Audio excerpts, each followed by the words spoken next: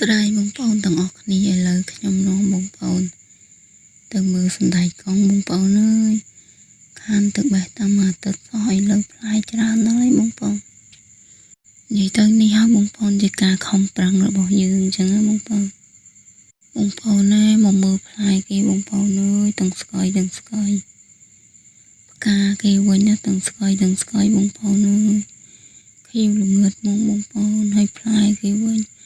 វែងទាំងស្កយហ្មងបងប្អូនទៅមើលទៅគួរឲ្យស្រឡាញ់មែនតើបងប្អូនអើយសណ្ដែកកង់នេះខានមកប្រាំងតែមកទៅទេឥឡូវផ្លែគប់ចិត្តមកយើងដាំបងប្អូនសណ្ដែកកង់នឹងយើងដាំនៅចិត្តបន្លាយទឹកចឹងណាបងប្អូនហើយត្រូវដីសើមឲ្យពិសេសត្រូវហូរទឹកមកពីស្រែចឹងណាបងប្អូនគឺថាល្អដូច្នេះវីដេអូមកប៉ុណ្ណឹងអរគុណជំរាបលា